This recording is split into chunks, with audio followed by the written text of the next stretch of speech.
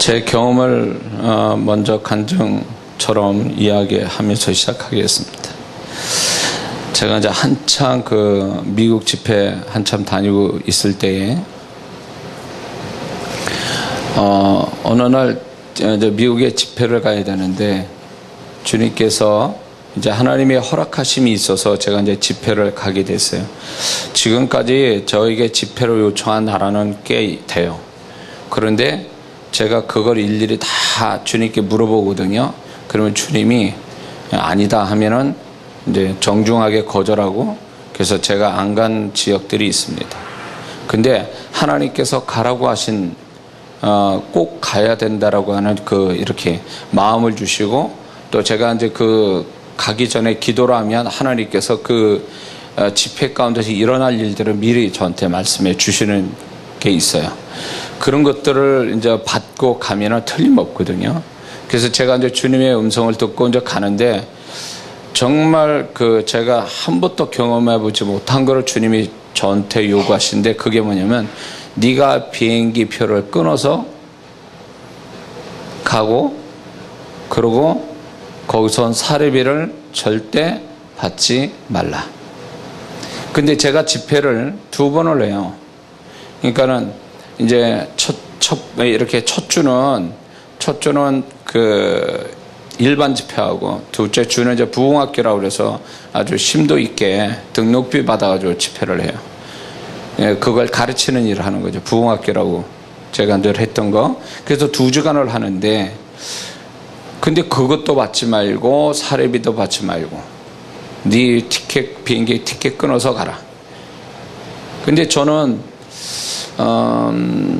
주님께 그 전에 제가 이제 그런 부분에 대해서 훈련을 좀 나름대로 받았다고 생각했기 때문에 그게 전혀 이상하진 않았어요. 뭔가 하나님이 계획이 있겠다 싶어가지고 제가 이제 그거를 비행기 티켓 끊어가지고 갔습니다. 가서 집회를 했는데, 왜 제가 사례비를 받지 말라고 하신지를 뒤에 가서 얘기를, 이제 제가 이제 거기서 이제 경험한 게 이런 거였습니다.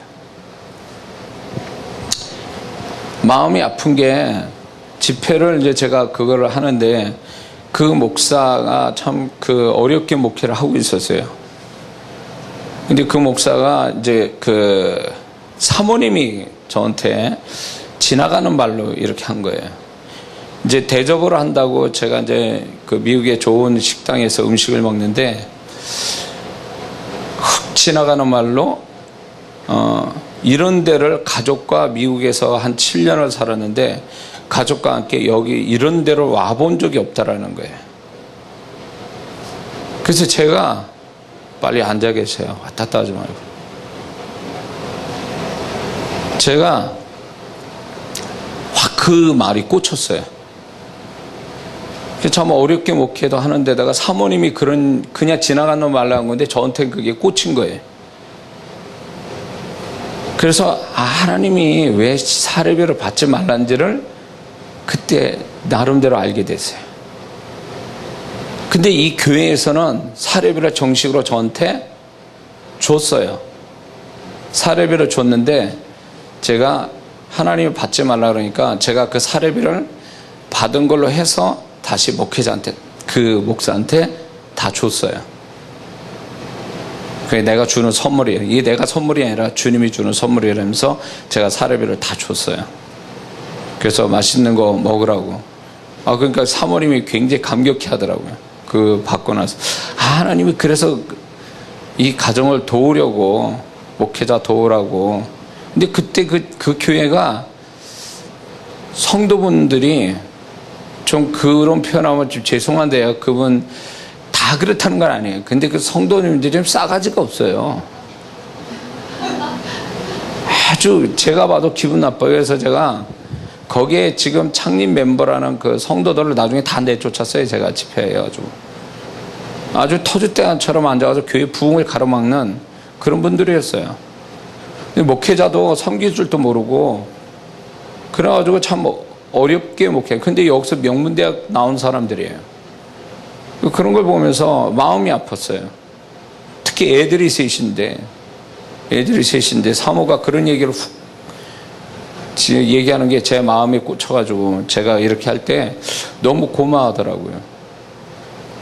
그래서 이제 한 푼도 받지 않았죠. 제가 한 푼도 안 받고 하나님이 약속 때 저한테 말씀하신 그대로 순종하고 기분 좋게 이렇게 왔어요. 아, 하나님이 그렇게 하려고 도와주라고 그렇게 하셨구나.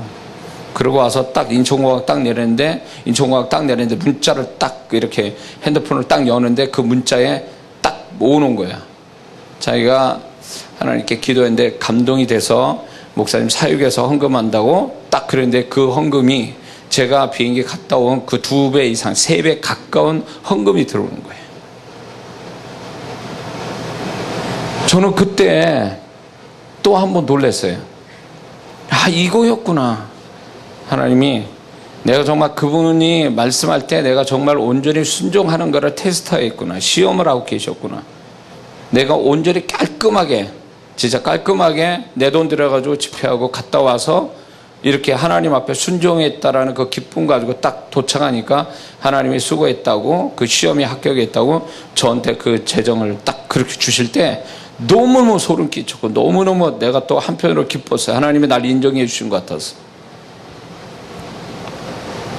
그 전으로 제가 그 전에 있었던 일이에요. 그거는 더 이제 제가 있었던 일인데 2000년 초반에 있었던 일인데, 제가 우리 목회자 지방회에, 제가 침례교 목사인데 지방회에 전도사가 개척을 했는데 그 전도사가 급성 백혈병에 걸려가지고 병원에 입원을 하게 됐어요. 근데 그 전도사는 교회 가입한 지 얼마 안 돼서 저하고도 얘기를 안 해본 그런 전도사였는데, 저보다 젊고, 그런데 그 전도사 급성 백혈병에 걸려가지고 병원에 입원했는데, 저는 그때 당시 상황이 뭐였냐면 빚을 갚아야 되는 상황이었어요. 그 가운데 이제 제가 이제 가지고 이제 빚을 갚으려고 하는 돈이 있었는데, 하나님께서 네 거기에서 일부를 주라는 거예요. 나는 알지도 못하는, 잘 말도 제대로 안 해본 그 전도사인데 그런 상황이 되니까 주라고 그래가지고 좀 찝찝했어요. 나도 지금 급해 죽겠는데 빚으로 갖고 있는데.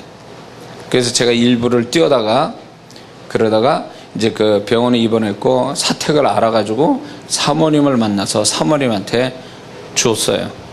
그리고 그 사모님은 내가 누군지도 몰라요. 나도 그 사모님 처음 봤으니까. 주고 나왔어요. 그런데 두 가지 축복이 저한테 왔는데, 그게 뭐냐면 그렇게 하고 6개월 만에 제가 33배의 축복을 받았어요. 또 하나는 뭐였냐면 그 후에 일어난 일들이에요. 제가 지방의 목사님들한테 오해받을 일이 있었어요. 저는 하나님께 꺼리낌이 없고 전 주님 앞에 하나 잘못된 건 없어요. 그러나 그분들이 오해하는 것들이 있었어요. 제가 사역하는 거 있어서. 그래가지고 이분들이 저를 오해하고 있는데, 또 후배 목사들이 이제 또 저를 알지도 못하면서 오해를 하고 있었던 거죠. 근데 그 급성 백혈병 걸렸던 전사님이 거의 났었어요. 나가지고 이분도 동참했어요. 저를 오해하는데. 오해하고 있었다고요. 근데 이 전사님은 모르는 거야. 내가 그 사모한테 그렇게 전달했다는 걸 모르고 있었던 거예요. 근데 저한테 은혜 받고 훈련받았던 그 후배 또 침례교 목사가 있었어요. 그 목사가 이제 지방에 참석을 하면서 이제 저는 지금 저한테 참석했던 그 후배 목사한테 과거에 내가 이런 일이 있었다. 그 전도사한테 내가 이렇게 했다라는 거를 그 후배 목사한테 얘기했어요. 그랬더니 후배 목사가 그걸 기억했던 거예요. 그래가지고 지방에 참석해 보니까 이 전도사가 나를 알지도 못하면서 오해를 하는데 한몫을 같이 하고 있었던 거예요. 그러니까 제 집회 참석했던 후배 목사가 참다 못해서 가서 얘기한 거예요. 전사님, 과거에 이제 목사가 됐죠. 목사님, 과거에 이런 일이 있을 때 이장한 목사님이 이렇게 해서 이렇게 한 적이 있다고, 딱 그런 게 이 전도사였던 목사가 된 그 전도사 충격을 먹은 거예요. 자기가 나를 그렇게 도왔다라는 거에 대해서 목사님이 그런 거에 대해서 자기는 새까맣게 모르고 있다가 이제 다른 후배 목사 통해서 알게 되니까 이분이 충격 먹은 거야. 그러면서 이분이 내가 오해받은 걸 앞장서서 해결해 주는 하나의 그 돕는 사람이 됐어요. 그 두 가지 축복받았어요, 제가. 그 일을 통해서. 또 한 번은 이런 일이 있었어요. 그거는 더 전의 일입니다. 90년 중반쯤인데, 전도를 굉장히 제가 열심히 했어요. 전도 미친 듯이 했어요. 제 아내하고 같이 전도를 열심히 했는데, 그때도 제가 이제 그 후에 지금 목회자 사역을 통해서 제가 오해받고 있을 때인데, 침례교 목사님은 얌전히 성경만 가르치는 일을 보이는데, 저는 이제 이런 정통 그 침례교 목사도 아니고, 저는 굉장히 성령 사역을 통해서 이렇게 사역을 하는 정통 침례교 목사가 아니라 감침이나 감리교풍 침례교 목사. 제가 감리교에서 자랐으니까 거기서 불 받고 그랬으니까 그런 스타일이었어요. 그러니까 정통 침례교 목사님은 이제 오해할 만하겠죠. 그래서 오해를 하고 있는데 그 선배 목사님까지 이제 오해를 하고 있었던 거예요. 내가 그렇게 오랫동안 거기 같이 있었는데 저에 대해서 오해를 하고 계시더라고요. 그래서 저에 대해서 뭐라고 이러쿵저러쿵 얘기를 하고 있었어요. 근데 저를 그렇게 많이 소위 말하면 좀 정말 진짜 그 뭐라 그럴까 너무 많이 저를 이제 뭐랄까 마음 아프게 했던 그 선배 목사님이 있는데 두 분이 있었는데 무슨 일이 벌어졌냐면 그분들이 저를 변호하기 시작하고 갑자기 변호를 해주고 저를 막아줬던 일이 생겼는데 그게 뭐였냐면 그의 중직자가 어느 날 와가지고 목사님한테 그랬대요. 목사님, 이장원 목사님 돼서 함부로 얘기하지 마시라고. 그러면서 이분이 뭐라고 얘기한 줄 아세요? 내가 90년 중반에 전도에 미쳐가지고 목욕탕에서도 외치고 전도한 사람이에요. 제가 목욕탕에서 복음을 전하고 크게 소리쳐서 복음을 전하고 목욕탕에서 개인 전도했거든요. 제가 그런 전력이 있어요. 제가 그래서 그때 당시 전도하는 분들이 저희가 전설이 됐어요. 그 목욕탕에서 전도해가지고. 근데요, 목욕탕에서 소리치고 전도하고 개인 전도한 거를 그 두 교회 중직자가 제가 전도한 걸 본 거예요. 그러면서 그 중직자가 목사님한테 와서 목사님, 이장원 목사님 절대 그런 분 아닙니다. 제가 그분이 목욕탕에서 전도하면서 영혼을 붙잡고 복음 전하고 예수 영접시킨 걸 봤습니다. 제가 목사님 절대 그런 분 아니에요. 그분이 변호해 줘가지고 목사님이 그래서 저의 오해를 풀었던 거예요. 그래가지고 저를 이해해 주고 커버해 주고 그런 일이 있었어요. 참 이걸 보면서 여호와 이레 제가 지금 이 세 가지 사건을 제 삶에서 일어난 일을 얘기하는데 공통점이 뭐냐면 여호와 이레예요. 하나님이 준비하셨다. 내가 뭐 오해받거나 위태롭거나 뭔가 필요할 때 그거를 하나님께서 해결해 주시기 위해서 준비된 일이 있었던 거죠. 저는 그걸 경험하면서 여호와 이레. 저는 이 단어를 누구나 다 모든 교회 다니는 성도들은 좀 아는 성도들은 이 단어를 굉장히 좋아할 겁니다. 그래서 누구나 다 여호와 이레를 만나기를 굉장히 소원하며 살지요. 근데 제가 이 여호와 이레를 좀 더 묵상하면서 말씀을 제가 준비하다 보니까 여호와 이레가 그렇게 쉬운 단어가 아니더라고요. 이 본문에서도 보면 아브라함이 여호와 이레를 어디서 만났냐면 3일길 자기 손으로 죽여야 될 아들을 3일길을 데리고 가가지고 그래서 모리아산에 하나님의 정하신 모리아산에 칼을 드는 그 순간까지 그 고통이 있었지만 하나님께서는 그 하나님 뜻 앞에 하나님의 경외하는 마음으로 이제 칼을 들어 죽이려고 하는 그 순간까지 아브라함 마음이 어땠을까 싶은 거죠. 근데 하나님은 아브라함의 순종을 보고 결국 하나님께서 여호와의 순양을 준비하여 아들 대신 번제를 드리게 하시죠.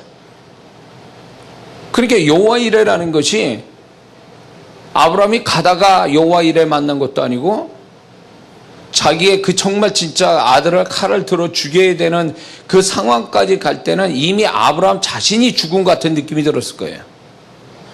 그 상황 끝에서 여호와 이레를 만났다는 거죠.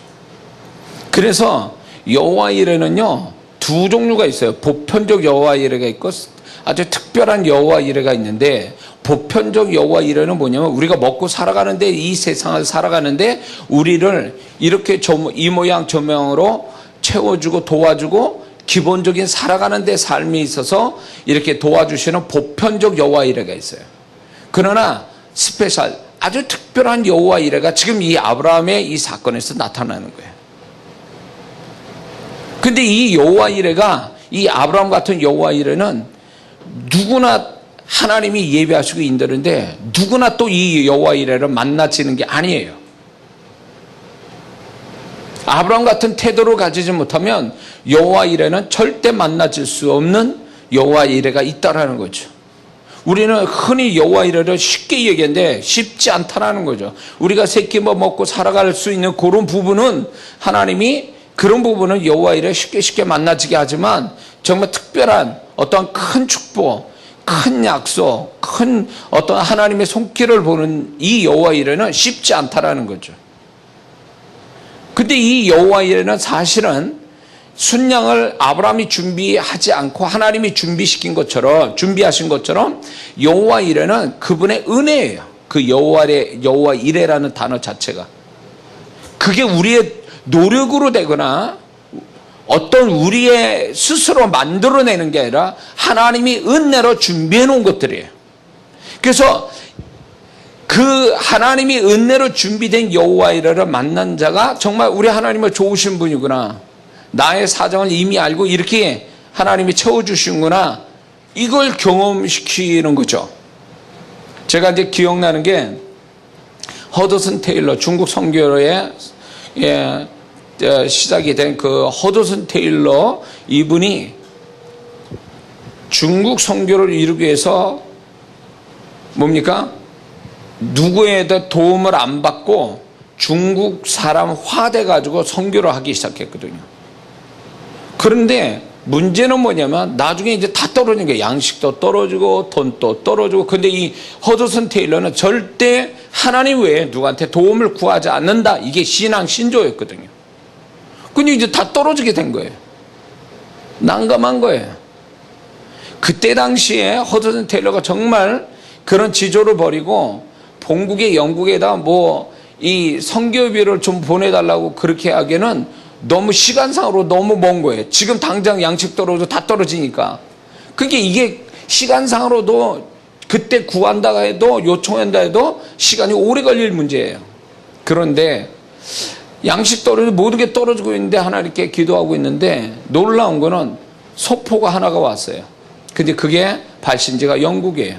영국인데 뜯어보니까 양식과 여러 가지 필요한 것들과 거기다 돈이 딱 들어와 있는 거예요. 얘기도 안 하는데 자기가 떨어질 쯤에 그게 왔다는 거예요. 영국에서 사람들이 후원해가지고. 근데 더 놀라운 건요, 이게 3개월 전에 영국에서 출발했다는 거예요. 그 소표와 돈이. 무슨 얘기예요? 하나님이 3개월 전에 이미 3개월 후가 돼서 이 허드슨 테일러가 모든 게 떨어질 줄 아시고 3개월 전에 벌써 이미 그걸 보내신 거예요. 여호와 이레. 참 놀라운 일이죠. 그래서 이 하나님의 크신 축복을 보거나 큰 사명을 이루거나 이런 사람한테는 또 하나님께 또 아브라함같이 존경받는 사람이 되게 하는 데는 반드시 이 하나님이 아브라함 같은 시험이 있어요. 이런 여호와 이레를 만나기 위한 시험 같은 게 있다는 거죠. 저도 그래서 제 나름대로 작게 제 삶에서 지금 간증이 있지만 사람에 대한 시험, 물질에 대한 시험, 여러 가지 시험들이 이제 저 나름대로 하나님께서 테스트 이렇게 시험을 하셨다라는 게 제가 경험이 지난날 돌이켜보면 그 경험이에요. 근데 그거를 통과할 때마다 하나님이 전혀 내가 생각지 않는 여호와 이레를 준비하고 계셨어요. 그래서 이 여호와 이레를 경험할 만한 그 특별한 여호와 이레를 경험할 만한 하나님의 시험을 받는 사람은요, 이게 아무나 받는 게 아니에요. 또 이게 신앙이 막 바닥을 치는 사람한테 시험이라는 게 없어요. 이 사람한테는. 하나님은 이 아브라함 같은 어떤 신앙이 하나님 앞에 어느 정도 된 사람이 시험을 받지, 아예 기본도 안 된 사람한테는 시험이라는 게 없어요. 그러니까 하나님의 시험으로 인한 여호와 이레는 그런 사람한테는 있을 수가 없는 얘기예요. 근데 여호와 이레는, 특별한 여호와 이레는 네 가지가 있는데, 그거는 첫 번째는 어떤 주님을 위해서 헌신하고 수고한 자로서의 여호와 이레가 있어요. 특별한 경우. 그러니까 솔로몬 같이 누가 시키지도 않는데 1000번제를 드렸다. 그리고 하나님이 딱 이 솔로몬의 지혜를 구하니까 하나님이 그가 구하지 않은 부와 영광을 그 솔로몬한테 주셨는데, 부와 영광이 여호와 이레예요. 만약에 솔로몬이 1000번제를 드리는, 다른 왕이 하지 못한, 하나님을 사랑하여 1000번제 드리는 이 제사가 없었다면 솔로몬은 예비된 어떤 지혜나 또 더 나아가 부와 영광은 있을 수 없는 거예요. 그게 여호와 이레로 준비된 건데, 그 출발이 솔로몬의 1000번제였다는 거죠. 그래서 하나님이 특별한 하나님 앞에 봉사하고 헌신하는 사람을 주시는 여호와 이레가 있어요. 여호와 이레가. 그래서 하나님을 섬기는 것, 그래서 내가 내 것을 들여가며 희생하며 섬기는 사람이 결코 그것이 손해나지 않도록 여호와 이레를 만나게 하신다는 거죠. 두 번째 여호와 이레는 뭐가 있냐면, 믿음의 고난을 통과함으로 인하여 오는 여호와 이레가 있어요. 믿음의 고난을 통과했다. 우리가 다 아는 것처럼 욥이 믿음의 고난이었잖아요. 그가 잘못한 게 없는데도 그가 어떤 믿음의 고난을 받잖아요. 그래도 그 신앙은 잃지 않잖아요. 그러니까 하나님께서 마지막에 뭐랍니까? 마누라만 꽃배기를 안 주시고 나머지 자녀를 또 다시 회복시켜 주잖아요. 자녀를 주시잖아요. 욥이 새로운 아내 만났다는 구조는 없잖아요. 근데 어쨌거나 하나님은 이 욥에게 잃었던 자녀를 다시 주시고 재산을 갑절로 주시지 않습니까? 이거는 이 욥이 믿음의 시련을 잘 감당하고 이긴 끝에서 욥도 생각하지 못한 여호와 이레를 만나게 하시는 거죠.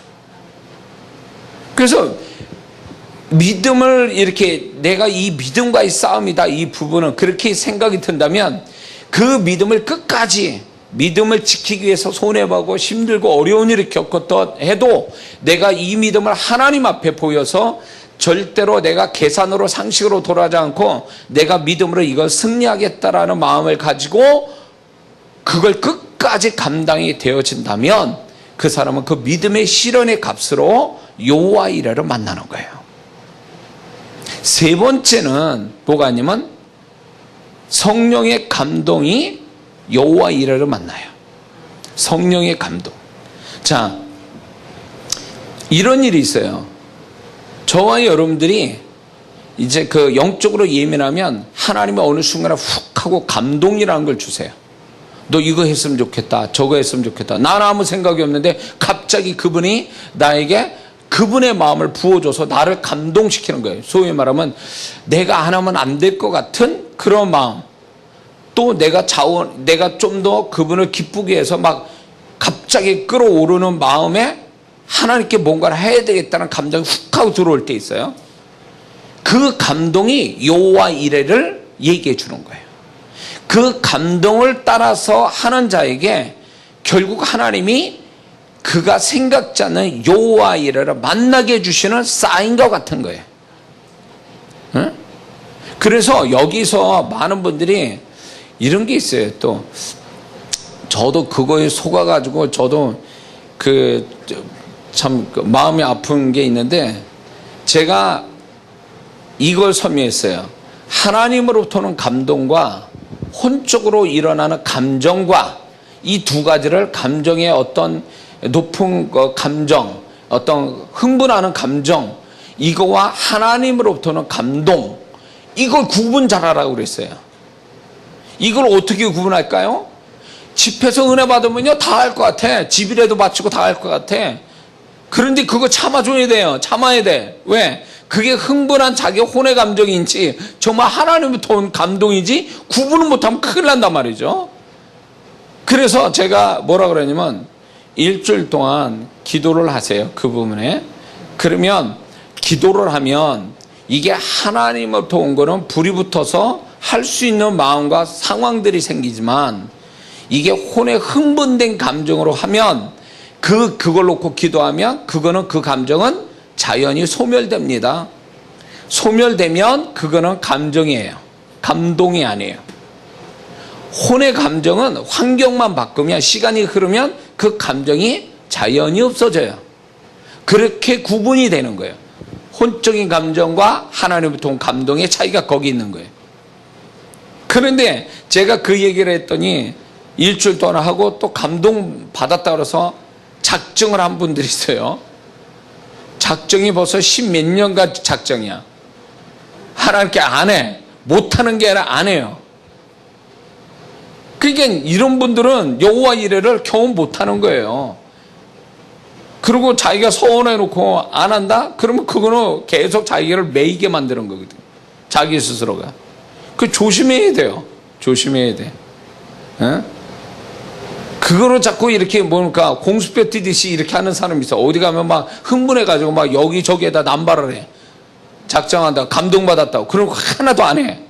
이러면 자기 스스로 올무에 잡히는 거예요. 이렇게 하면 안 돼요. 그게 분명히 하나님부터 온 감동이라면 그 감동이, 잘 보세요. 감동이라는 게 하나님이 감동 줄 때가 100이에요. 그 순간이 100이에요.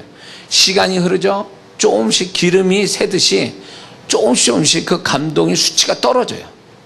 그래서 감동받을 때 바로 하지 않으면 그게 분명한 감동이라면 감동받아서 확실히 안 하잖아요. 시간이 흐르서 감동의 수치가 떨어지니까 나중에 감동은 없어지고 계산만 남아. 그래서 내가 굳이 이렇게 해야 되나? 이렇게 생각한단 말이죠. 그러니까 감동을 정말 받았다 할지라도 그 사람이 시간이 길게 끌고 가면 그 사람은 그 감동대로 못하게 돼 있어요. 그래서 감동을 하나님이 주셨다 라고 할 때 이 감동이라는 건 소위 말해서 하나님의 마음을 부어줬다 그런 뜻이에요. 그게 인간의 마음에서 일어난 게 아니라 하나님이 그 어떤 특별한 거를 위해서 특별한 감동된 거를 행할 수 있도록 하나님의 마음이 덧입혀진 거예요. 근데 그게 시간이 흐르면서 하나님의 감동이 점점 소멸되어 가는 거죠. 그러다 보면 문제는 뭐냐면 왜 감동을 주셨을까? 그거는요, 그 앞에 있는 하나님이 여호와 이레를 급격하게 만나 주기 위하여 하나님 만나시게 하기 위해서 감동이라는 방법을 쓰시는 거예요. 그냥으로는 안 되니까 그냥 그 사람이 가지고 있는 믿음의 분량 가지고 평소에 가지고 있는 그 혼적인 감정 가지고는 안 되니까 급격하게 감동이라는 걸 덮어 씌워서 할 수 있게 만들고 축복을 받게 만드는 거죠. 자, 네 번째는 특별한 여호와 이레는 네 번째는 오늘 말한 이 여호와 이레를 만나는 것은 아브라함처럼 시험하시는 게 있어요. 하나님이 시험, 테스트하는 게 있어요. 이 테스트를 잘 통과할 때에 하나님이 여호와 이레를 만나게 해요. 그 사람이 준비하지 않는 그 사람이 수고하지 않는 여호와 이레를 만나게 하신다는 거예요.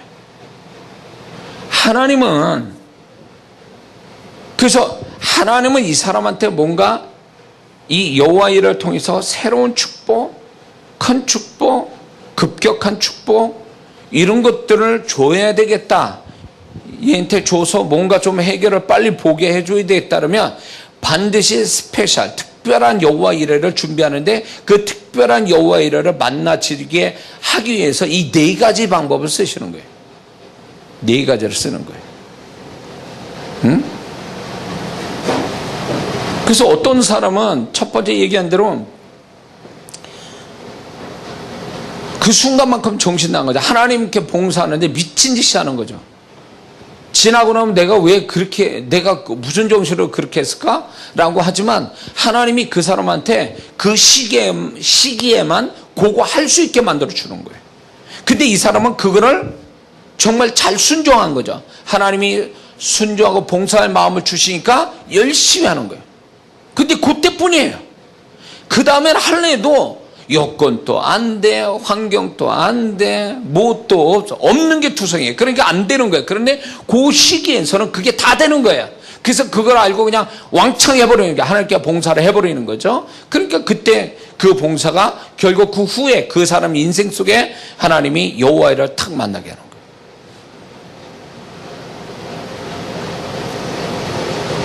이런 사람도 있어요. 하나님이 봉사할 마음을 딱 주셨어. 그래가지고 해외에 영혼들을 이렇게 단기 선교처럼 거기에 가서 자기가 시간을 빼가지고 자기 돈 들여가서 그 열방에 있는 영혼들을 위해서 단기 선교로 고생 바가지로 하고 돌아오는 거죠. 근데 그게 시간이 딱 맞고 재정도 맞고 마음도 다 된 거예요. 근데 놀라운 건 거기서 배우자를 만나는 거죠. 거기에서 배우자를 만나는 거예요. 여호와 이래. 그게 주를 위해서 봉사한 그 마음이 결국 여호와 이래를 만나는 거예요. 그러니까 특별한 어떤 여호와 이래는 그냥 저절로 만나지는 게 아니라 특별한 어떤 먼저 그 여호와의 이래를 만날 만하게 그런 것들이 있다라는 거죠. 응? 믿음의 시련을 잘 겪어놨더니 그 끝에 내가 그렇게 원했던 게 거기에 하나님이 덜컥 나한테 선물처럼 주시오. 믿음의 시련을 열심히 감당하고 있었더니 거기에 배우자가 있더라고요. 제 아내가 제 집에 다 예수 안 믿었을 때 우리 장모님한테 핍박을 많이 받았어요. 우리 박 목사가. 그러면서도 열심히 신앙생활 열심히 했는데 그 끝에서 저를 만난 거 아니에요. 저를 만났어요. 만약에 우리 장모님의 신앙생활 한다고 막 성경책 찢어대고 막 이렇게 하셨을 때 제 아내가 만약에 그거에 굴복해가지고 교회 안 다닌다 그러고 교회도 멀었어요. 근데 어머니가 무서워가지고 그거 안 하고 이랬다면 나 못 만나는 거예요. 근데 하나님께서 그 믿음의 시련을 잘 감당하면서 이랬을 때에 그 많은 자매들 중에 제 아내를 제가 선택한 거예요. 믿음의 시련 끝에서 배우자 만나는 거죠. 그렇습니다. 욥이 믿음의 시련을 통해서 다시금 자녀들을 보잖아요. 재상상의 2배의 축복을 받잖아요. 그러니까 그게 우연이 아니에요. 내가 지금 믿음의 시련을 받고 있다. 남들은 편하게 사는데 나는 왜 이렇게 고생을 하지? 왜 이 믿음의 괴로움을 당하지 할 때 그거 불평할 게 아니라 끝까지 감당하면요. 그 믿음의 시련에 승리도 오고 그 믿음의 시련 끝에 여호와 이레가 있는 거예요. 응?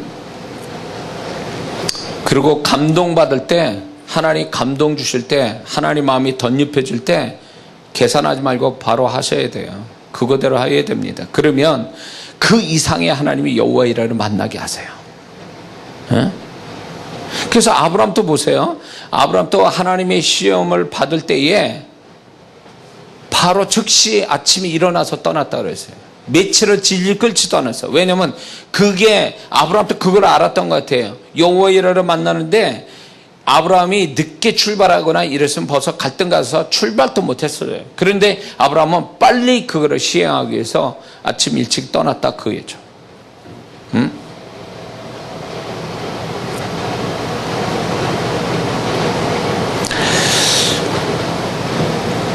신명기 보면 하나님께서 신명기 8장에 가면 이스라엘 백성들을 왜 광야에 생활을 하고 거기에 목마름이 있었고 거기에 만나를 왜 먹이시고 그런 삶에 대하여 하나님께서 왜 무슨 이유로 그렇게 하셨는가를 설명합니다. 40년 지난 다음에 네 마음이 어떠한지 내 말에 순종하는지 내가 알려 함이라. 그게 테스트였어요. 근데 광야 1세대는 불합격했죠. 여호와 이래 가나안 땅은 못 밟습니다. 그러나 광야 2세대는 그것에 합격하여 가나안 땅을 들어가지 않습니까? 그래서 하나님이 여러분의 삶에 신앙이 어느 정도 됐다 그러면 분명히 하나님께서 여러분을 어떤 식이든 테스트해요. 사람의 테스트, 물질의 테스트, 아니면 마음의 테스트, 말씀을 순종한지 안 한지 테스트. 잘 들으세요. 어떤 사람은 기도하고 하나님께 해서 응답을 받아서 축복을 받았어요. 문제가 해결됐어요. 그 다음부터가 테스트예요. 얘가 어떻게 하는지, 내 말에 순종하는지 안 하는지. 축복 받은 다음에 딴짓하는 사람도 있거든요. 이 핑계 저 핑계 대고 하나님께 그 전만큼 순종을 안 합니다. 그러면 어떻게 될까요? 그 사람 여호와 이래 못 만나요. 왜? 이미 탈락한 거예요. 불합격이에요. 축복 받으면 다 끝난 줄 알죠? 아니요. 그 축복 받은 그 다음부터가 시험이에요. 하나님이 테스트하고 있는 거예요. 왜 눈치를 못 채지? 그러니까 축복이 두 가지 현상이에요. 이런 식으로 해서 하나님 테스트에 불합격하잖아요. 두 가지 현상이 일어나요. 하나는 뭐냐면 그 축복이 두 번째 축복으로 연결되어지지 못한다는 거예요. 단발적인 축복으로 끝난다는 거예요. 두 번째는 그 축복이 점점 소멸된다는 거예요. 더 안 좋은 상태는요, 축복 받고 난 다음에 더 죄를 짓고 하나님께 오히려 징계를 받는 사람도 있다는 거죠. 위험한 쪽으로 가는 거죠. 그러니까 하나님이 우리를 어느 정도 신앙이 됐다고 해서 테스트할 때 하나님과 교통하고 늘 함께 산자는요, 감을 잡을 수 있어요. 아, 요거 하나님이 나한테 뭔가를 요구하시는 거구나. 이건 뭔가 나를 시험을 하시는 거 아니냐, 테스트 하시는 게 아닌가? 그걸 눈치채야 된다는 거죠. 응?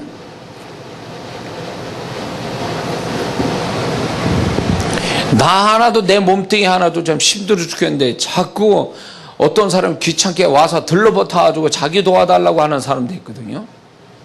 이거 떼어낼 수도 없고, 이게 도대체 이걸 어떻게 해야 되는가? 귀찮고, 나 하나도 감당하기 힘든데 왜 이런 사람 붙여가지고 내가 이렇게 힘들어야 되는가 하면서 불평할 수도 있어요. 근데 가만히 다른 쪽으로 생각하면요, 내가 이 사람을 붙였을 때 하나님께서 분명히 뭔가 나를 사람에 대한 테스트, 섬김에 대한 테스트가 아니겠는가를 생각해 봐야 돼요. 하나님이 날 골탕 먹이려고 나 하나도 힘든데 그 사람 붙여가지고 내가 그 사람을 내가 힘든 가운데도 도와줘야 되는 이런 상황이 과연 이게 하나님이 나를 어떻게 하시려고 이렇게 하는가 할 때 하나님이 원망할 수도 있어요. 그러나 그런 측면으로 보는 게 아니라 하나님이 내가 지금 힘드니까 여호와 이레를 만나게 하려고, 이 사람 통해서 여호와 이레를 만나게 하려고, 섬기게 하시려고 나는 섬김의 테스트를 지금 하고 계시구나. 그러면 틀림없이 그 사람을 섬기잖아요. 그러면 딱 여호와 이레가 어떻게 오는지 아세요? 누군가를 나를 섬겨주는 사람이 나타나요. 심은 대로 거둔다고. 이게 여호와 이레예요. 근데 우리는 이런 인간이 왜 와가지고 그런가, 막 어떻게든지 막 띄어내려고 발길질하고 막 속으로 욕하고 원망하고 막 이래버리거든요. 그러면 여호와 이레는커녕 그거 다 상처받고 신앙 잃고 하나님께 오히려 더 하나님께 순종 못하고, 그래가지고 오히려 하나님 뜻하고 반대로 갈 수가 있어요. 눈치채죠. 좋으신 하나님이 왜 나한테 이런 일을 허락했을까?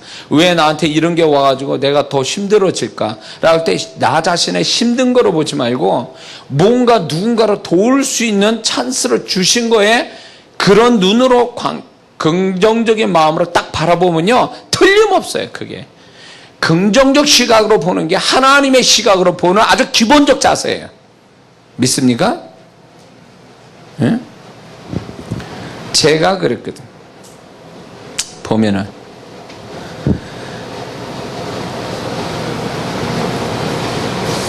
우리 부모님 정말 참 힘든 부모님의 보통이 넘으신 분들.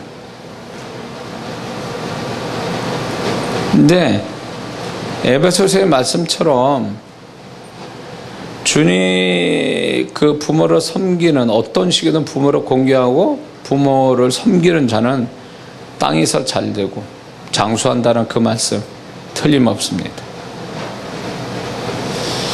저에게 십자가는 부모님이었어요. 우리 부모님 천국 계시니까 뭐 마음 놓고 얘기할 수 있어요. 이제 참 저희 부모님 살아 계실 때는 누구한테도 얘기를 못 했어요. 저의 그 고통스러운 십자가는 부모님이었으니까요. 부모님 우리 부모님 모습 볼 때 정말 내가 부모님에게 내 얼굴에 침 뱉는 시기죠. 참 많이 힘들었어요. 우리 부모님 때문에. 예, 그래서 근데 이제 우리 동생 셋이나 있는데도 이제 동생들이 부모님을 잘 안 섬기라고 그래요. 그런 상처들 있고 막 이러니까 또 유별나시고 결국 제 몫이었거든요. 제 아내의 몫이고 제 몫이. 근데 하나님이 그런 시간들이 이제 한 예를 들면 우리 부모님 죄송합니다. 제가 목회를 해야 되냐 말아야 되냐. 자녀도 없어. 교회는 지하 14평짜리야. 거기다 성도도 없는 데다가 재정은 어려워. 근데 있는 성도가 속을 새겨. 2중 3중이에요. 너무 힘들었어요. 교회 차도 없어요. 그럴 때 주일 저녁 예배를 마치고 집에 들어왔는데 우리 어머니가 택시 타고 와가지고 뭐라 하시냐면 야, 네 아버지하고 내가 이혼하란다. 이러고 얘기하시는 거예요. 한 번 또 제가 개척한 데 와서 예배 드리면서 기도해 준 적이 없으신 분이에요. 왜 내 부모님이 이럴까? 내가 주의 종인데. 너무너무 마음이 아파서. 너무너무 화가 나고. 그런데도 엎친 데 겹친 데 와서 이혼한다고. 그래가지고 그 밤에 택시 타고 또 우리 부모님 집에 가는 겁니다. 가가지고 왜 그러시냐고. 응? 왜 그러시냐. 또 뜯어 말기고 또 화해시키고. 거기다 우리 아버님은 만성 신부전증으로 투석하셔야 돼요. 우리 어머니는 일을 안 하세요. 일을 하실 수 있는데도 이 생활이 필요한데도 일을 안 하세요. 그러니까 어떻게 되냐면 제가 우리 부모님 생활비를 대드려야 돼요. 빚내서. 근데 그게 당연하게 여기시는 분이에요. 지금 아들 목회가 문을 닫냐 마냐 이런 상황인데 우리 어머니가 우리 아버님을 그러고 계세요. 나중에 왜 내가 그런지 모르겠다 용서해라 이러고 돌아가셨지만 제가 그때 그 무슨 생각이 들었냐면 자 이분들 마음이 아니다. 그런 최악의 상황에서 너무 힘들었어요. 다 손 놓고 싶었어요. 그러니 같이 있는 제 아내는 또 얼마나 더 힘들었겠어요. 만약에 내 성격 같은 사람 같으면 벌써 또 가정도 깨졌을 거예요. 제 성격 같은 아내를 얻었다면. 제 성격 같은 아내를 얻었으면 아마 대판 싸웠을까 이혼을 해도 하던가 그랬을 거예요 아마. 교회 문 닫고 저보다 성격이 더 무던하고 막 이러니까 그 잘 참고 견뎠어요. 애를 못 낳는데 우리 어머니가 안 낳고 싶은 것도 아니고 못 낳고 있는데 거기다 대고 자식에 대해서 자꾸 얘기하는 거예요 도대체. 물론 이 상처에다 그냥 소금 뿌리는 게 막 우리 어머니가 참 진짜 그런 상황에 있었어요 제가. 근데 결국은 부모님은 제 몫이었어요. 두 분 돌아가시는 모든 것 마지막 제가 하고 있었는데 근데 왜 내 몫일까? 내가 장남이기 때문에 그럴 수도 있는데 결국 하나님께서 나를 축복하시려고 우리 부모님을 저한테 맡기셨어요. 그래서 동생들보다 제가 더 하나님의 축복을 많이 받았어요. 그 중에 하나의 부모님을 제가 끝까지 잘 섬겨드리려고 또 제 아내가 열심히 또 부모님을 섬겨서 그 축복 받았어요. 그 어려운 상황에 엎친 데 겹친다고 그런 식이 돼버리는 거예요. 근데 그게요 정말 그때 인간적 마음은 절망이었어요. 뭐 이게 소망이라는 것도 없고 앞이 보이지도 않아요. 이렇게 해서 인생 끝낼 수도 있구나. 이렇게 해서 모든 게 다 종결이 되는구나. 이런 마음이었거든요. 그러면서 나는 뭐야, 이게 내 상황을 하나님이 아시는 걸 모르는 거예요. 내가 뭐 죄 짓고 사는 것도 아니고 주의 종 되려고 사명 가지고 내가 이 길을 가는 사람한테 왜 엎친데 겹친데 이런 문제를 나를 하나님 괴롭힙니까? 근데 그 괴롭게 만든 것이 결국 가보면 내 축복이었어요. 그걸 놓치지 않았어요. 그걸 끝까지 붙들고 어떻게든 같이 가다가 끝이 나더라도 같이 가려고 했던 그 마음이 결국 하나님이 저를 축복하는 계기가 됐어요. 근데 희한해요. 내가 잘 될 때 좀 힘든 게 얹혀지는 게 아니라 내가 힘든데 힘든 게 얹혀지는 거예요. 그럴 때 인간적인 마음으로는 하나님 나 망하라고 지금 이러고 계시는구나. 이거 지금 나 망하라고. 근데 나 망하라고 한 게 아니라 그게 힘든 걸 내가 끌어안고 어떻게 같이 살려고 하는 그것이 나중에 알고 보니까 그 힘든 게 내 축복이었다는 그거예요. 지나고 보니까 내 축복이었어요. 아, 이거였구나. 하나님이 내가 힘든 거를 그래도 힘든 거를 넘어갈 수 있고 내가 노력하지 않는 축복을 주시려고 그 힘든 걸 나한테 붙였구나. 제가 처음에 집회를 시작할 때는요, 교회비 갚으려고 집회를 시작했어요. 하나님의 집회를 인도하는데, 제가 교회비 그때 2천만 원이고, 뭐, 생활도 안 되고, 막 이랬는데, 그 집회를 열어주셔가지고, 이제 집회를 통해서 이제 빚도 갚고, 막 이런 상황이에요. 성도들이 할 능력이 안 되니까 제가 이제 그런 걸 하고 있는 상황인데, 제가 3박 4일 집회를요, 매일 밤, 새벽 3, 4시까지 하면서 잠 3, 4시간 자면서 3박 4일 집회를 해요. 그래서 거기서 사례비 받는 게 처음 받은 게 75만 원인가. 근데 50만 원 받고. 그러다가 80만 원, 100만 원 이런 식으로 했는데 언제 빚 갚고 언제 합니까? 내가 몸이 지금 부서질 것 같은데. 근데 거기다 얼마 되지 않는 사례비를 받았는데 그걸 또 제가 다 못 가져오게 하시는 거예요. 보면은 또 정말 줘야 될 사람인데 자꾸 눈에 보이는 거예요. 그러면 어느 때는 없어요. 그러면 내 마음에 막 허무한 거야. 난 죽으라고 했는데 나는 남는 게 없어. 뭐 하는 거야 도대체. 근데 그게 계산할 수 없는 하나님 내가 수고하지 않는 축복이 그때부터 일이 일어나기 시작한 거예요.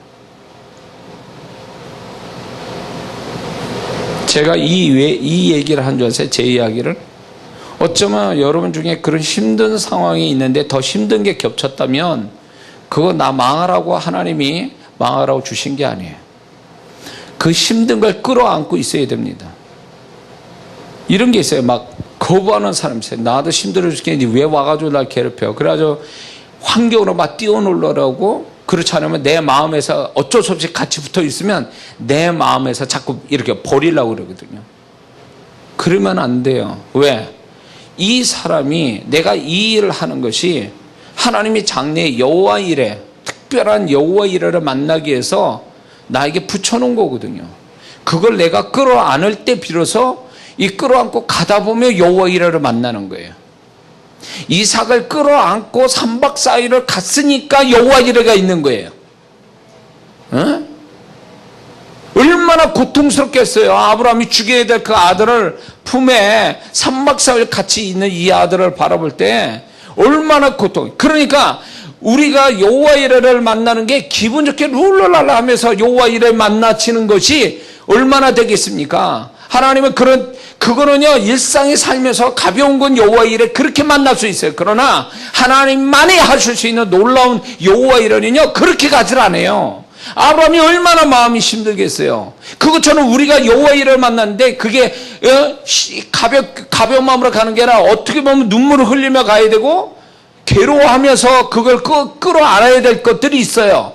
그것이 나를 망하게 아니라 지금 내 생각에는 느낌에는 망할 것 같은데 내가 끌어안고 가다 보면 그게 망할 것이 아니라는 걸 나중에 알게 된다는 거죠. 여호와 이레를.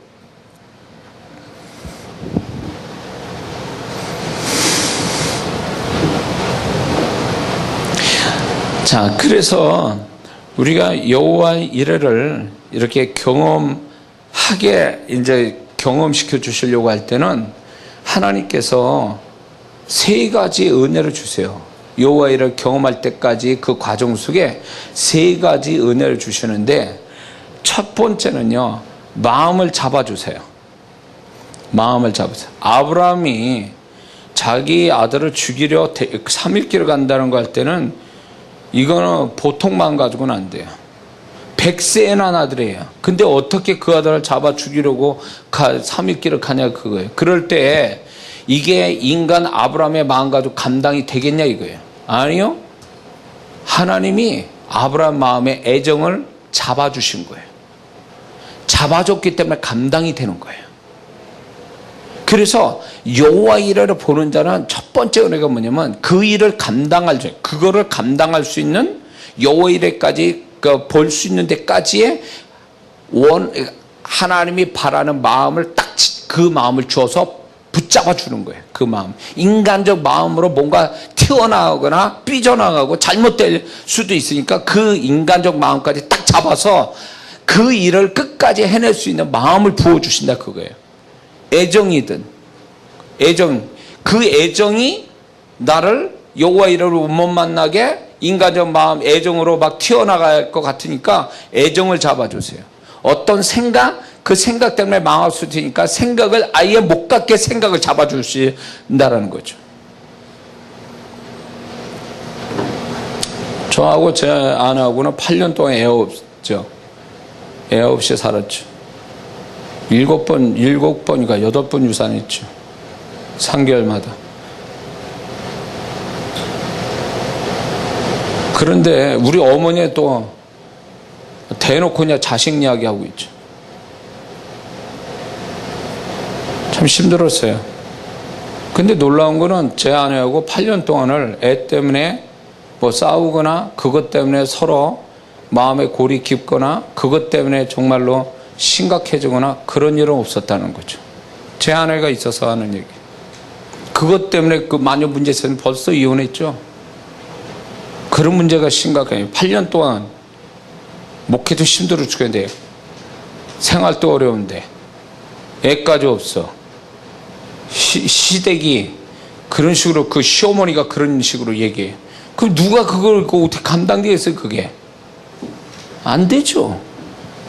근데 놀라운 거는 그냥 애 없는 것이 그냥 없어 신혼부부처럼 그렇게 살아가는 거예요. 그래서 우리 아들을 딱 얻고 나니까 우리 둘이가 참 외롭게 살긴 살았구나. 우리 아들을 보니까 이게 이 자식 보는 그 기쁨이라는 게 매일매일 이 자식을 보는 기쁨이 이루 말할 수가 없는 거예요. 그래서 지난 8년의 세월에 그렇게 외로웠었구나. 근데 우리는 외롭지 않게 살았구나. 누가? 그분이 우리 둘의 마음을 잡아주신 거예요. 그러니까 여호와 이레 보는 사람은요, 하나님이 그냥 알아서 네가 여호와 이레 찾아와, 여호와 이레를 만나, 이게 아니에요. 그 여호와 이레를 만나지게끔 그게 감당이 되게끔 마음부터 딱 잡아주셔요. 생각과 마음을 잡아줘요. 참 기가 막혀. 아브라함의 마음과 생각을 잡아주셨듯이 잡아주신다. 두 번째는요, 하나님이 여호와 이레를 만날 수 있도록 어떤 상황을 하나님이 지켜주세요. 여호와 이레를 만날 수 있도록. 아브라함이 3일길을 순적하게 가요. 강도 만난 것도 아니고, 뭐 병든 것도 아니고, 그러면서 모리아 산까지 올라갑니다. 아무 문제 없어요. 아들이, 아버지 어디 가는 겁니까? 아들이 눈치를 챘어. 그러면 그 아들이 순종하지 않는 날이라면 도망가든가 뭐 어쩔 수도 있잖아요. 근데 하나님께서는 이 상황들, 주변 환경들, 관련된 것들을 다 하나님이 딱 붙잡고 있는 거예요. 여호와 이레를 만날 때까지. 기가 막힌 거 아니에요?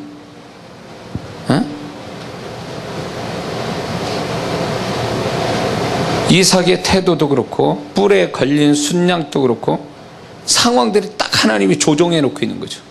여호와 이레 만나들. 그래서 여호와 이레를 만난 자를 가만히 보면, 저도 돌이켜 보면 어쩌면 그렇게 딱 세팅이 된지 몰라. 하나님이 어떻게 완벽하게 내가 여호와 이레를 만날 수 있도록 어떻게 그렇게 하셨을까? 어떻게 내 생각을 그때 그렇게 잡아주시고 어떻게 그 상황을 그렇게 만들어 주셨을까를 정말 하나님만 하실 수 있는 일이구나, 이걸 경험하게 되거든. 세 번째는 하나님이 여호와 이레를 경험시킬 때에 세 번째 은혜는 뭐냐면 감당할 힘을 주세요. 그거를 감당할 힘, 여호와 이레를 만나치기까지의 감당할 힘.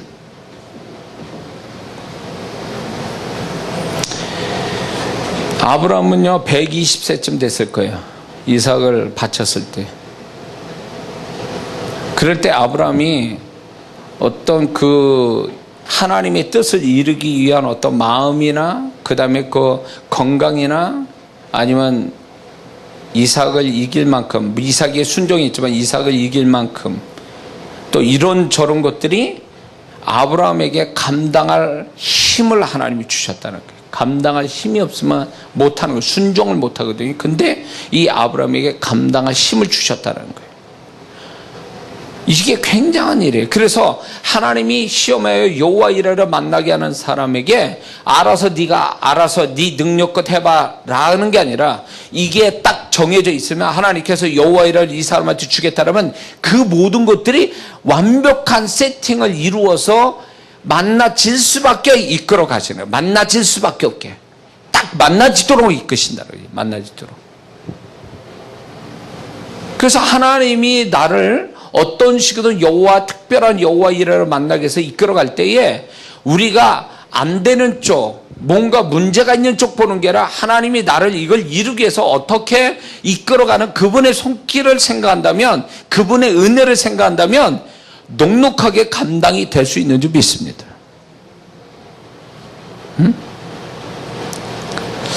그러므로 여호와 이레를 경험하는 사람은 가져야 할 태도가 몇 가지가 있는데, 첫 번째는 처음부터 끝까지 믿음을 유지하고 있어야 돼요.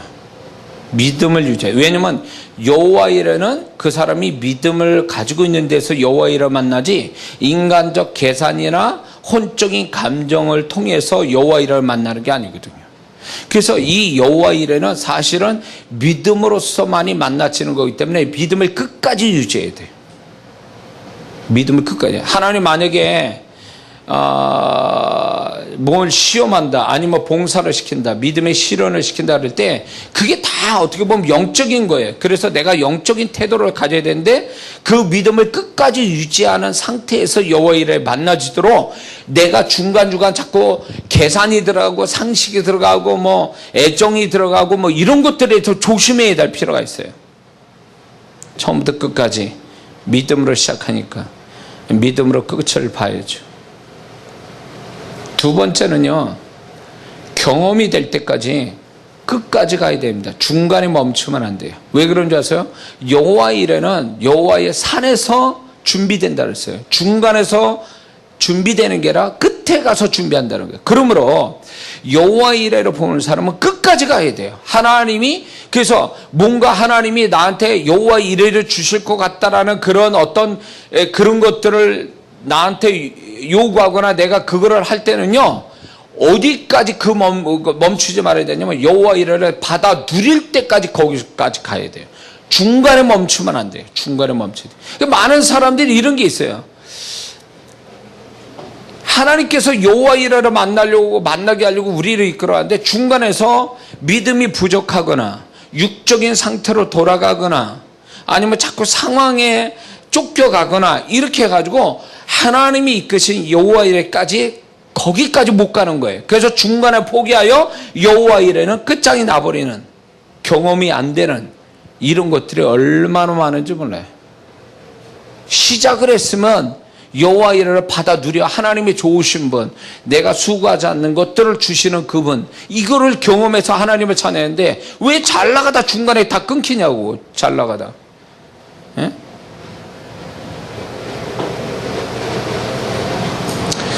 자, 이게 문제죠.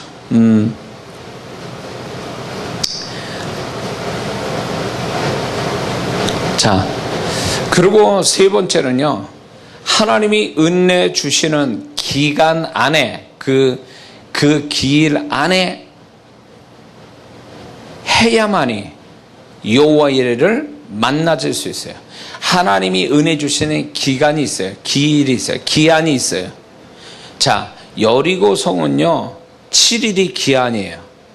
하나님이 7일 안에 끝내도록 정하셨어요. 숫자를 얘기했습니다. 날짜를 얘기했어요. 이게 하나님이 우리에게 여호와 이레를 만나게 하기 위한 하나님이 숫자로 다 결정을 내셨다는 거예요. 시간을 다 결정 내셨어요. 그래서 그 안에 그게 감당이 돼야 돼요. 잘 보세요.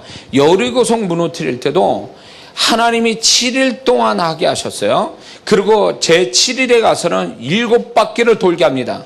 근데 좀 이상하지 않습니까? 한 바퀴씩 돌려도 될 거를 왜 7일째에서 한 바퀴 돌려야 되는 거를 7바퀴나 돌게 만드셨을까요? 여기 여러 가지 이유가 있는데 그 중에 하나가 뭐냐면 이 영적인 가속도의 법칙에 의해서 마지막에는 점점 더 잘할 수 있는 능력이 생기는 거예요. 가속도의 법칙에 의해서. 그 이제 수월해지는 거예요, 이제 나중에는. 그래서 그냥 쉽게 돼버리는 거예요, 나중에는. 그거예요. 하나님께서 우리를 이 은혜 주실 때, 은혜 주시는 기한 안에 하면요, 쉽게 끝장을 내요. 그래서, 내가 언제 그렇게 할 수 있었지? 내가 어떻게 그거를 할 수 있지? 이런 얘기를 해요. 나중에 가서는. 지금 하라면 나 못할 거야. 이런 얘기 하거든요. 왜 그럴까요? 그 기한 안에 하나님이 은혜를 부어줬기 때문에 할 수 있는 은혜를 부어주니까 되는 거예요. 아마 여리고성 만약에 이스라엘 백성이 7일에 7바퀴 돌았는데 8일째 와서 돈다면 못 돌았을 거예요. 왜? 하나님이 정해놓은 게 있었기 때문에. 그래서 머뭇거리거나 게으르거나 그러면 여호와 이레를 못 만나요. 왜? 하나님 은혜 주실 때 넘어가기 때문에 그래요. 그래서 여호와 이레를 보는 사람은요, 내가 아무 때나 하면 되겠다, 거짓말이에요. 그건 절대 그렇잖아요. 하나님이 은혜 주실 때 딱 그 기한 안에 빨리 끝내야 돼요. 그 은혜 주실 때 환경이나 마음이나 믿음이나 모든 거, 이 믿음의 영이, 믿음의 은사라는 게 있어요. 어떤 사람한테 하나님이 뭔가 역사를 일으키려고 그래요. 근데 믿음의 은사를 주는 시기가 딱 있어요. 그거를 주실 때 믿음의 은사를 통해서 끝내려고. 그 안에서 믿음의 은사가 오는 거예요. 그 기한이 넘어가면 은사가 안 와. 믿음의 은사가 안 와서 그 일을 못 해버려요. 이런 사람도 있어요. 그러니까 어떤 사람은 하나님이 분명히 이루려고 하는데 기한을 넘어가지고 세워라 내어라 가가지고 나중에 안 돼요. 왜? 은혜 가운데서 이루어져야 되는데 은혜가 없는 상태에서 맨 땅에 헤딩하듯이 가니까 자기가 힘든 거예요. 그러니까 포기해버리는 거예요. 하나님이 아브라함에게 3일길을 가서 그거를 하나님의 산에서 이삭을 잡으라 했어요. 만약에 3일길을 5일길로 갔다면 이삭은 칼을 들어 아브라함은 이삭을 죽일 수 없어요. 마음 붙잡아 주신 게 3일이에요. 근데 3일을 넘어가 5일을 걸었다? 늦게 가가지고 그러면 이틀이 지나가기 때문에 그때 인간적 마음이 훅 하고 올라오면 절대 못하는 거예요. 이 법칙을 몰라요, 많은 사람들이. 하나님이 여호와 이레를 주시는 그 기한 안에 은혜 주실 때 끝을 내야 된다는 거. 응? 은혜가 되십니까? 그래서 이 여호와 이레를 하나님이 만나게 하시는데 왜 그러면 이렇게 하실까? 왜 이런 방법 쓰실까 할 때 보세요. 이삭을 왜 바치라 그랬을까? 그 이삭을 통한 자손의 축복을 주시기 위해서 심은 대로 거둔다고 하나님께서 이삭을 통하여 자손의 축복, 심은 대로 사람의 자손의 축복, 사람의 축복을 주시려고 하나님이 이 일을 하게 하시는 거거든요. 심은 대로 거두는 거예요. 그래서 아브라함은 야곱과 에서를 보게 됩니다. 이삭의 자녀를 보게 돼요. 축복을 보게 하세요. 놀라운 얘기예요. 심은 대로 거두는 거예요. 같은 종류의 축복을 주시려고 하나님이 우리에게 요구하신다 이거예요. 그리고 여호와 이레를 주신 거는 어떻게 보면 급격한 축복이에요. 느슨하게 주신 게 아니라 그냥 이렇게 뭐랄까 굉장히 빨리 오는 축복, 생각보다 그것이 빨리 오게 하는 축복을 주시려고 이렇게 우리를 시험하고 감동 주시고 믿음의 시련을 감당하게 하시는 거죠.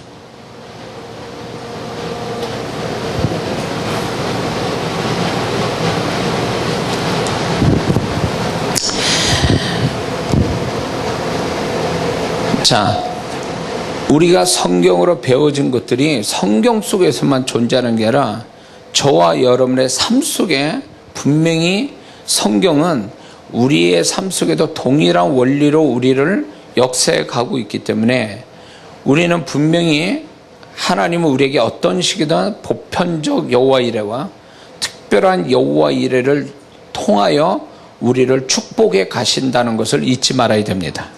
할렐루야.